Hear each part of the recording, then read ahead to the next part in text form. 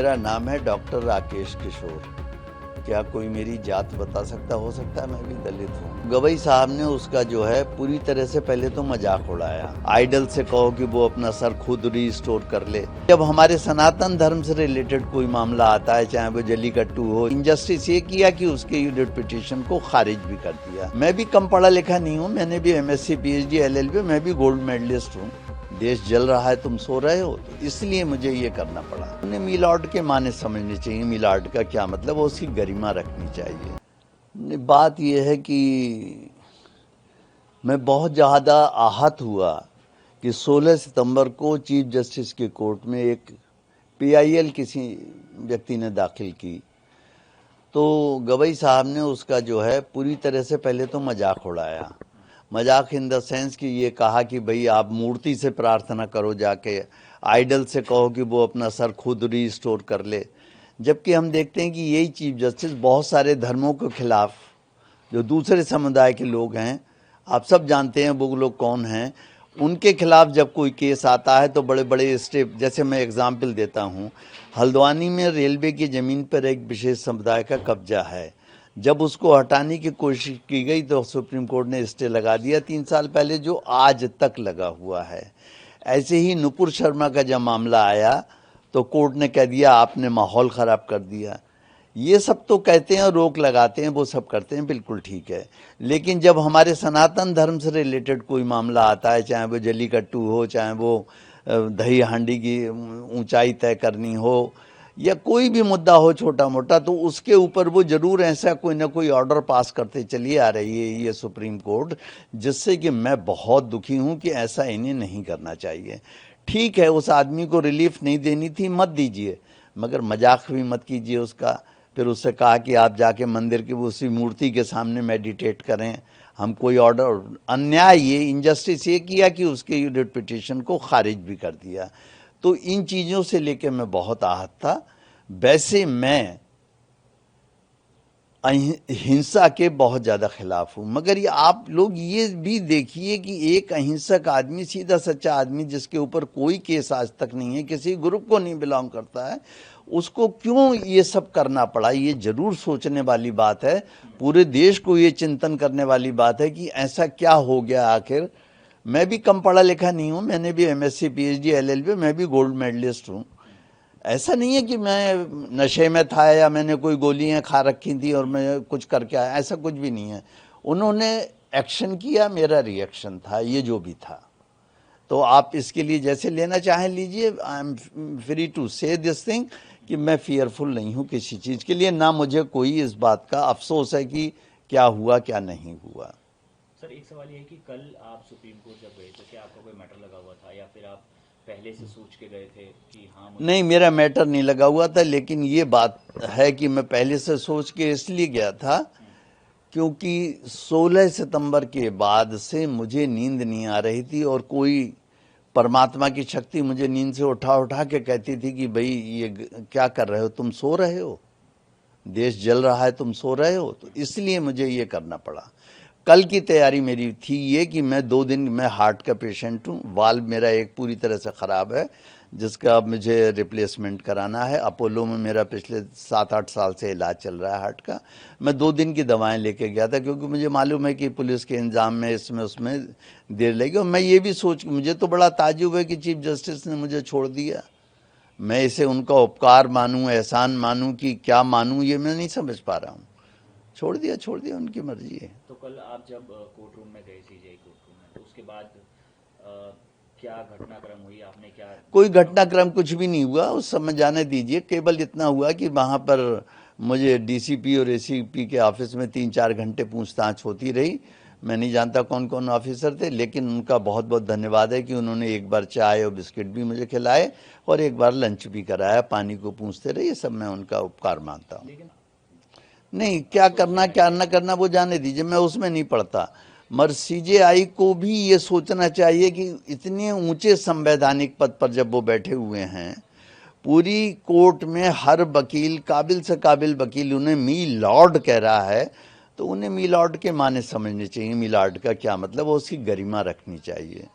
भाई ये है, किसी को आप भीख नहीं दे सकते तो उसका बर्तन तो मत तोड़ दीजिए।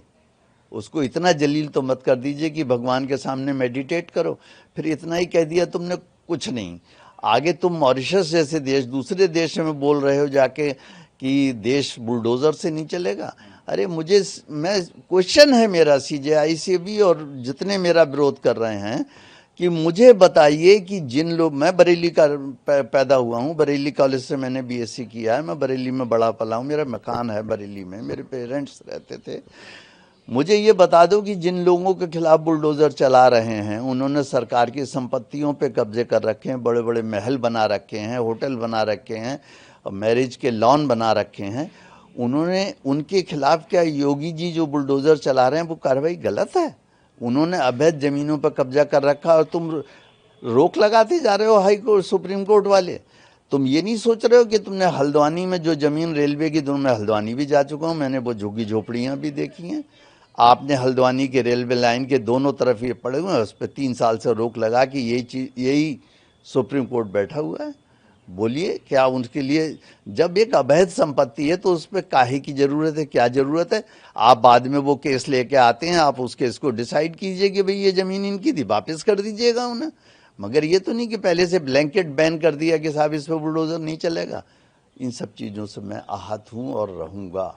बात यह है कि भाई हजारों साल हम सबके गुलाम ही रहे, जो छोटी छोटी कौम आई वो हम पे राज करके चली गई, वो केवल इसलिए क्योंकि हम हमेशा बहुत टॉलरेंट रहे, आज भी हम टॉलरेंट हैं।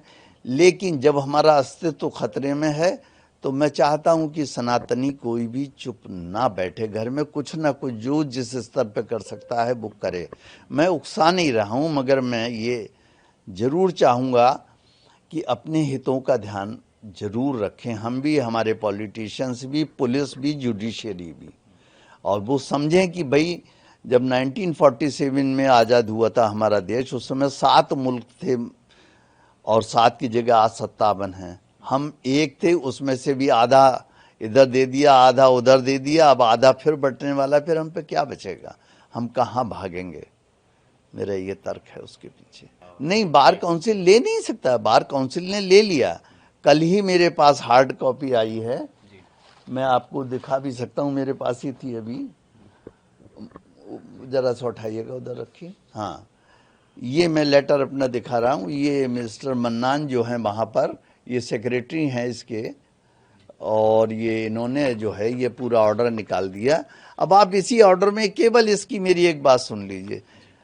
एडवोकेट एक्ट जिसके अंतर्गत मुझे सस्पेंड किया गया है, उसका सेक्शन 735 पढ़ लीजिए। उसमें लिखा हुआ है कि जब भी कोई कंप्लेंट आप पे आती है, अव्वल तो कोई कंप्लेंट आई नहीं, या आप सुओ मोटो ले रहे हैं एक्शन, तो उस मैटर को आप एक डिसिप्लिनरी कमेटी बना के दे दीजिए, वो हमें नोटिस देगी, हम उसका जवाब देंगे। ये इसे कहते हैं प्रिंसिपल ऑफ नेचुरल जस्टिस। अब आप देखिए क्या कमाल है, इतने बड़े जिसे आप कहते हैं बार काउंसिल, उसने नियमों का उल्लंघन कर दिया मेरे मामले में। उन्होंने मुझे कोई नोटिस नहीं दिया, कोई डिसिप्लिनरी कमेटी नहीं बनाई, एक ही आदमी ने ऑर्डर भेज दिया कि सस्पेंड हो गया आप, और अब आप कहीं प्रैक्टिस नहीं कर सकते। बताइए, कमाल की बात है। मेरे केस लगे हुए हैं जिनसे मैंने फीस ली हुई है, मुझे उनकी फीस रिटर्न करनी पड़ रही है। सवेरे ही एक सज्जन आए थे, अपनी फाइलें ले गए, जिन्हें मैं छोड़ के आ रहा था, आपने देखा था, और बड़ा सा बैग था, फाइलें थी, और उन्होंने कहा साहब पैसे में, जो मुझ पर आज थे नहीं पैसे, मैंने कहा मैं बाद में दे दूंगा आपको, और दूंगा मैं उन्हें, क्योंकि मैं किसी का पैसा नहीं मार सकता। तो मगर उन्हें भी सोचना चाहिए कि एकदम उन्होंने तुगलकी फरमान मेरे खिलाफ जारी कर दिया कि आप सस्पेंड, ऐसे सस्पेंड होता है कोई?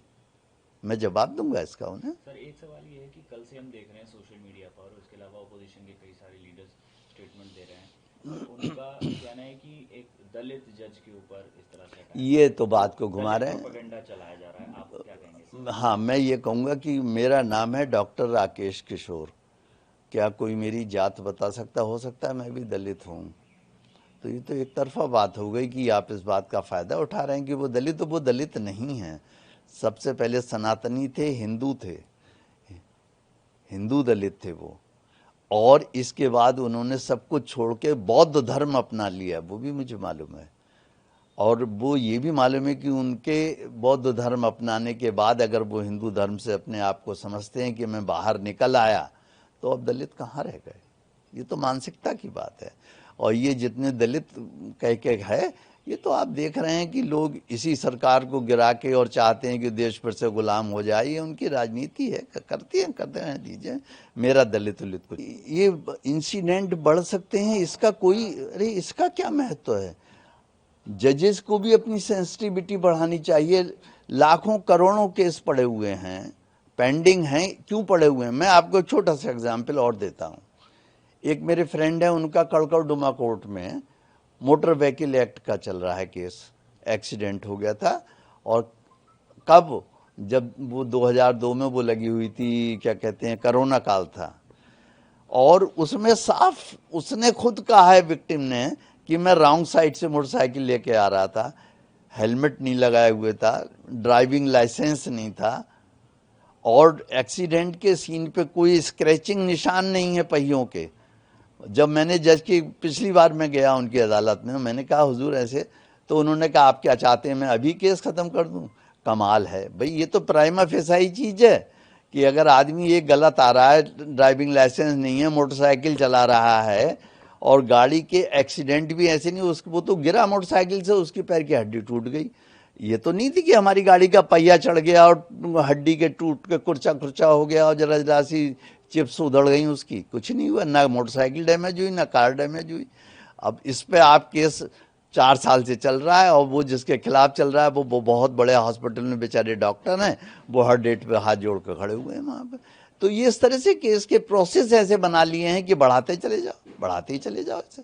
तो इसमें कोई क्या करेगा? सर एक आखिरी सवाल, क्या जो घटना हुई कल की, क्या अफसोस है सर आपको? बिल्कुल अफसोस नहीं है, ना ना ना ना ना, मैं माफ़ी मांगने वाला हूँ, ना मुझे अफसोस है। मैंने कुछ भी नहीं किया है। आप मेरे ऊपर सवाल उठा रहे हैं, परमात्मा ने जो करवाया वो मैंने किया, मैं करता नहीं, महज साक्षी हूँ। वो उसने करवाया, उसकी इच्छा पूरी हो, उसकी इच्छा होगी कि मैं जेल जाऊं या मुझे फांसी लगा दी जाए या मुझे मार दिया जाए, तो वो परमात्मा की इच्छा है। मैं कहता हूँ वो परमात्मा की इच्छा पूरी हो। मैं 72 साल का हो गया हूँ, अब मैं कब तक झेलूंगा इस तरीके की घटनाएं, ये मुझे आप बता दें।